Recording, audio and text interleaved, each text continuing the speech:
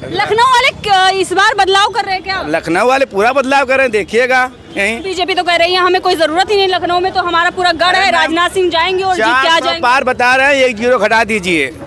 हाँ 400 पार 1 जीरो घटा दीजिएगा। 40 आप देख लीजिएगा, 1 जीरो घटा दीजिए। क्या भैया ये सही है? नहीं, देखिए चुनाव बदलना चाहिए। 5 साल बाद चुनाव होने का मतलब ये है कि प्रत्याशी है जो भी है प्रतिनिधि तो बदलना चाहिए, बस ये तो इतना कहेंगे। बदलाव जनता इस बार ने ठान लिया है कि जो 400 पार का नारा जो लोग लगा रहे हैं उनको सरहद पार भेजेंगे और वहीं भेजेंगे जहां इनके दोस्त देश का चूना लगा के पहले ही से मौजूद है। अरे चुनाव होने दो, उसके बाद डिक्लेयर करना जब रिजल्ट आएगा, जब गिनती होगी 4 तारीख को। आप पहले मोदी के तरफ डिक्लेयर कर देंगी मोदी जी। आप भी बीजेपी को वोट देने जा रहे हैं क्या? ठंगा नहीं देंगे। नमस्कार, मैं हूं आंचल और आप देख रहे हैं द भारत शो। इस वक्त हम हैं लखनऊ में। लखनऊ का नाम सुनकर तो आप समझ ही गए कि हॉट सीट बनी हुई है। चर्चाएं इसकी हो रही हैं कि राजनाथ सिंह यहां से लड़ रहे हैं। बीजेपी ये दावा कर रही है कि ये सीट तो हमारे खाते में है बिना कुछ किए ही।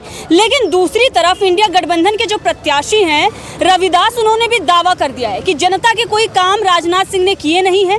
जो राज्य सरकार के काम है वही वो गिना रहे हैं। ना तो उन्होंने लॉकडाउन के दौरान किसी की मदद की है, ना ही उसके बाद जनता के बीच में वो आए हैं। यहाँ तक कि यहाँ आसपास के 2 बीजेपी विधायकों की जान चली गई, उस वक्त भी वो दौरा करने, यहाँ उनसे मिलने या थोड़ी सी भी सहानुभूति दिखाने वो नहीं आए। तो आखिर क्यों जनता उन्हें चुने? अब जनता से ही पूछ लेते हैं कि आखिर इनके मन में क्या है। या वो राजनाथ सिंह के साथ जाना चाह रहे हैं, जो बीजेपी ने कामकाज किया है, जो बीजेपी दावा कर रही है उससे वो संतुष्ट हैं, या फिर यहाँ से इंडिया गठबंधन का जो प्रत्याशी है वो जीतने जा रहा है। सबसे पहले आपसे ही बात करते हैं, यहाँ पे बहुत सारे लोग हैं, सबसे इन सवालों को जवाब लेंगे कि क्या कुछ जमीनी हकीकत है। अब दावे तो बड़े बड़े हो रहे हैं, बीजेपी भी दावा कर रही है, इंडिया अलायंस के जो प्रत्याशी हैं वो भी दावा कर रहे हैं कि देखिए राजनाथ सिंह जो है वो तो 5 लाख वोटों से हारने जा रहे हैं। लेकिन हकीकत क्या है, आप बताइए। देखिए, राजनाथ सिंह इस देश के बड़े नेता हैं, इसमें इनकार नहीं किया जा सकता। जो बड़ा नेता ज़्यादा होता है वो जनता से कटा हुआ होता है, जनता से मिलने की उसके पास टाइम नहीं होती। रविदास मल्होत्रा दूसरे प्रत्याशी जो इंडिया गठबंधन की तरफ से हैं, वो इतिहास में दर्ज है कि उससे ज़्यादा जनता के मुद्दों को लेकर उनसे ज़्यादा जेल जाने वाला प्रत्याशी नहीं है पूरे उत्तर प्रदेश में जो जनता के मुद्दों को लेकर जेल गया हो। तो जनता अपने मुद्दों को लेकर इस बार जागरूक है। अब ना कोई हिंदू मुसलमान चलेगा, ना कोई भी नारा नहीं चल रहा है। जनता अपने मुद्दे पर चुनाव लड़ रही है। बीजेपी से इस समय कोई पॉलिटिकल पार्टी चुनाव नहीं लड़ रही है, जनता लड़ रही है। जनता इस बार ने ठान लिया है कि जो 400 पार का नारा जो लोग लगा रहे हैं उनको सरहद पार भेजेंगे और वहीं भेजेंगे जहां इनके दोस्त देश का चूना लगा के पहले ही से मौजूद है। चाहे नीरव मोदी ले लीजिए, चाहे अडानी ले लीजिए, वो ले लीजिए विजय माल्या, जो इनके दोस्त पहले से जहां मौजूद है। 400 नारा पार करने वाले का नारा देने वालों को जनता वहीं भेजेगी, फिर जहाँ उनके दोस्त पहले से मौजूद। जनता के मुद्दे गायब हैं। क्या मुद्दे होने चाहिए थे आपके हिसाब से? मोदी जी या भारतीय जनता पार्टी 5 किलो अनाज का बहुत प्रचार कर रही है, लेकिन 80 करोड़ लोगों को दिया है, कम नहीं होता। 80 करोड़ लोग इस देश में गरीबी रेखा के नीचे हैं। ये मोदी जी क्या साबित करना चाहते हैं कि हमारे देश की 90% जनसंख्या गरीबी रेखा से नीचे जा रही है, जिसको 5 किलो अनाज पे जीवित रहने पे मजबूर हो रहे हैं। उनको स्वास्थ्य, शिक्षा, रोजगार जो आज़ादी के बाद से आज तक नहीं मिल पा रहा है, जो सरकार की जिम्मेदारी है कि उनको मिलना चाहिए, रोटी, कपड़ा और मकान। लेकिन ये सरकार 5 किलो राशन पे उसको जीवित रखना चाहती है। वो जनता 5 साल 5 किलो राशन पे जीवित रह चुकी है। पूरे विश्व में भारत का डंका बज रहा है और आप ये कह रहे हैं कि बीजेपी को बदल देंगे। डंका इस बार जनता बजाएगी। 4 जून को नारा देगी, 4 जून भाजपा ढूंढ। 4 जून के बाद आप मिलिएगा, जो भाजपाई बड़े बड़े दावे कर रहे थे वही कल कांग्रेस और इंडिया गठबंधन के लिए दावे करेंगे। पलटू राम। अभी तो इंडिया गठबंधन के तमाम नेता, चाहे वो सपा के हों, जब यहाँ उपचुनाव थे उस वक्त हमने देखा, फिर कांग्रेस के नेता, लाइन लगी हुई है बीजेपी कार्यालय के सामने जाने के लिए। आप बता रहे हैं कि चुनाव जब आता है, एक आदर्श पॉलिटिकल पार्टी है जो दिखती नहीं लोगों को, वो काम करना स्टार्ट कर देती है, जिसका नाम ईडी है और सीबीआई है और प्रशासन है। प्रशासन के दबाव में ये लोग भारतीय जनता पार्टी में मतलब आप ये मान रहे हैं कि जो विपक्ष में नेता थे वो सारे भ्रष्टाचारी थे और जैसे ही दबाव पड़ा भाग गए? भ्रष्टाचारी नहीं, देखिए हर आदमी का इंसान है, गलतियों का पुतला होता है। कोई ना कोई गलती किया होगा, कोई किसी का फर्जी FIR करा दिया जाए। जिस तरह एक social active fact checker Zubair के ऊपर एक ट्विटर अकाउंट बनता है जिसके 1 फॉलोअर होते हैं, उसने एक केस किया जुबैर को और जुबैर जेल के अंदर थे। इसी तरह इस देश के अपने कार्यकर्ताओं के जरिए नेताओं के ऊपर फर्जी आरोप लगा के उनको फंसाना चाहते हैं। इसीलिए ईडी जनता नेता सारे भर नहीं है, कुछ हो सकते हैं उसमें, होंगे ज़्यादातर। आप किसको चुनना चाहते हैं? मैं इस देश की जनता की मांग, जनता की तरफ से मैं कह रहा हूँ, जनता जिसको चुनना चाहती है आपको 4 जून को पता चल जाएगा। जनता इस देश में पहली काम करेगी, भारतीय जनता पार्टी को जाने पे मजबूर कर देगी। उसके बाद चुनाव आएगा, चुनाव जो भी जीतेगा 4 जून को यहीं मिले सचिवालय के पास। 4 जून को मैं यहीं मिलूंगा। भारतीय जनता पार्टी झोला उठा के अपने दोस्तों के यहाँ जो सरहद पार पे है नीरव मोदी वहीं जाएगी। नारा देने वाले लोग भी वहीं जाएंगे, क्योंकि राहुल गांधी ने लखनऊ में आए थे, कहे थे ना कि ईडी वाले कैसे काम करते हैं और हम अपनी कार्यशैली पे बदलाव करेंगे। जाहिर सी बात है, जितना जनता नेता और जो समाज से ऊपर उठ चुके हैं बिजनेसमैन, जितना तरस है सरकार से, राहुल गांधी जनता से मिल रहे हैं। राहुल गांधी को पता जनता के मुद्दे क्या हैं। बीजेपी कहती है जो अपनी पार्टी नहीं बचा पाए वो क्या देश बचाएंगे? मैं राहुल गांधी नहीं, मैं बात कर रहा हूँ, मुझे इस देश की कानून व्यवस्था दे दिया जाए। पूरी भारतीय जनता पार्टी स्वयं नरेंद्र मोदी तक छोड़ के अगर मेरे साथ ना खड़े हो गए आप कहिएगा, मैं इतना बड़ा दावा करता हूँ।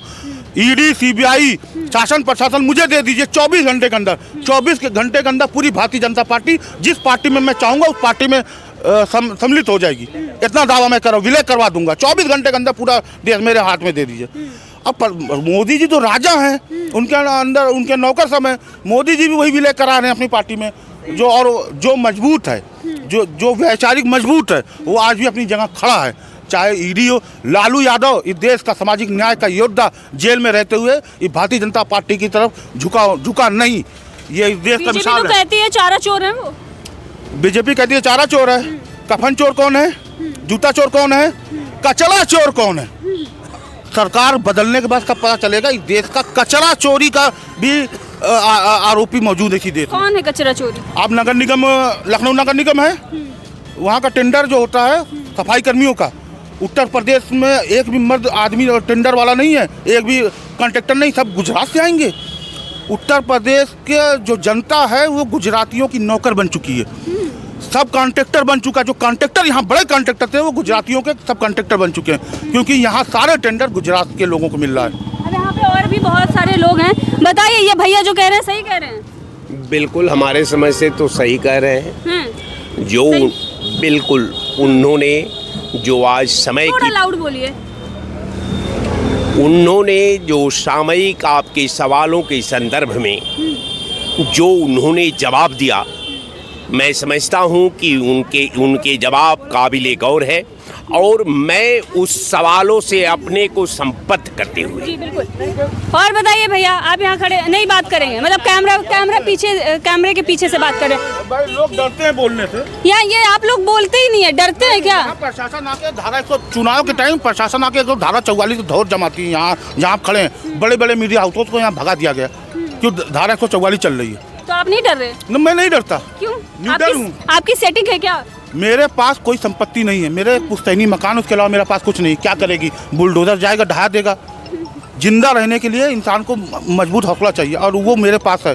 जो लोग डरते हैं वो बीजेपी में, जो नहीं डरते हैं वो खुलेआम अपनी बात करते हैं। चुनाव के टाइम कहीं एक धारा 144 बता दीजिए लगा हो, 3 दिन बाद चुनाव है।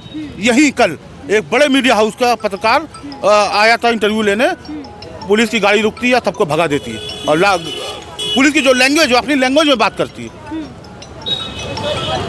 जो की लैंग्वेज क्या है? जो संसदीय भाषा होती है, जो उनकी भाषा, जो भाषा को समाज में नहीं बोला जा सकता, आपके कैमरे पर नहीं बोल सकता, वो भाषा पुलिस यूज करती है। जी अच्छा ठीक है, इतनी चीज़ें आप बोल रहे हैं, ये सारी चीज़ें। प्रधानमंत्री नरेंद्र मोदी जो ये कह रहे हैं कि देखिए बीजेपी ज़रूरी क्यों है, क्योंकि हमने अभी तक धारा 370 हटाई, राम मंदिर बनवाया, इतने सारे हमने काम किए, आगे और भी जो काम है जो NRC 5 किलो अनाज से ऊपर उसको शिक्षा, स्वास्थ्य, रोजगार, रोटी, कपड़ा और मकान, उसके लिए जनता संघर्ष कर रही है। तो मोदी तो ये कहते हैं ना कि हमने मेरा क्या फायदा है? स्वास्थ्य के लिए कहते हैं कि आयुष्मान योजना हमने चलाई, उज्ज्वला योजना हमने चलाई, उसके बाद ये कहते हैं कि देखिए हमने पीएम आवास के तहत घर दे दिया, अब और क्या चाहिए। वो तो ये कहते हैं कि मुसलमानों को सबसे ज़्यादा इसका लाभ मिल रहा है। मैं कह रहा हूँ मुसलमान को नहीं, देश की सारी जनता को मिलना चाहिए।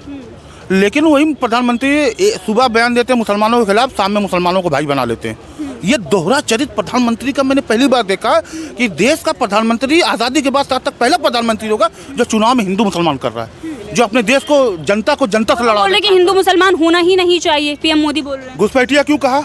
सुबह समी को भाई बताता है, शाम में वो उसी समी को घुसपैठी बताता है। अब तो मोदी जी ये भी बोल रहे हैं कि हमारे घर पर खाना ही नहीं बनता था ईद के दिन, जो हमारे पास पड़ोस के मुस्लिम थे वो वहाँ से खाना आता। देश का प्रधानमंत्री हिंदू मुसलमान कराने में नाकाम हो चुका है। पिछली बार करा लिया, पुलवामा के जो कहा जाता है तथाकथित वहाँ के राज्यपाल जो कहते हैं पुलवामा अटैक के जरिए ये चुनाव जीते।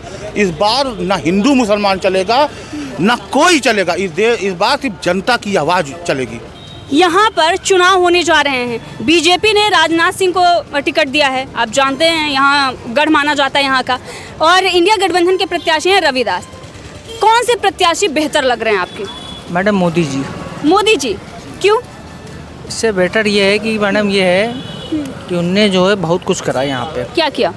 जैसे जितनी भी रोक टोक थी उनने कितना सहयोग दिया अपने यूपी को। क्या दिया? अपने यूपी को बहुत सहयोग दिया। क्या सहयोग दिया? सहयोग में जैसे आपका जो है जैसे परेशानी लोगों को दूर करी। कौन सी परेशानी दूर हुई? परेशानी मैडम ये थी कि इतनी दिक्कतें पड़ी, उनने दिक्कतों को सब रोका। अरे कौन सी दिक्कत आपकी दूर हुई बताइए तो। दिक्कतें ये हैं मैडम कि पहली चीज़ तो नोटबंदी बंद करी, सबसे बेटर था। नोटबंदी बंद की, सबसे बेटर था। उनने लोगों जो पीछे लोग थे उन लोग को सबको जो है ये सबसे बड़ी उपलब्धि थी मोदी सरकार। सबसे बेटर। और कुछ? और मैडम हम ये कहेंगे तो आने चाहिए तो सरकार को मोदी जी की आनी चाहिए। तो बताइए ना क्यों आनी चाहिए, कुछ तो होगा। उसने कुछ अच्छा ही करा है। कुछ अच्छा? अरे एक काम तो गिना दीजिए। नोटबंदी बंद की, उसके अलावा और क्या बंद किया? और उसके बारे में जो हम क्या बताएं आपको, जो अयोध्या का मंदिर बनाया ये सबसे बेटर था। ये भगवान के लिए सबसे अच्छा करा।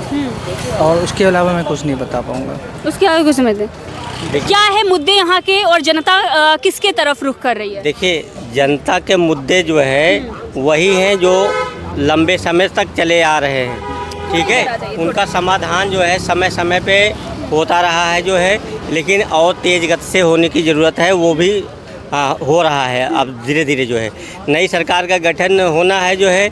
नई सरकार के गठन के लिए हमारे मापदंड क्या होने चाहिए जो है, सबसे पहले तो हमको इस चीज़ का ध्यान रखना चाहिए जो हमारी भारत की जनता है कि जो वर्तमान सरकार है या जो पिछली सरकार थी जो है, ठीक है, वो उसने जो है पीछे कौन से कार्य किए, वर्तमान में कौन सा कार्य कर रहे हैं और भविष्य के लिए उनका विजन क्या है, ठीक है।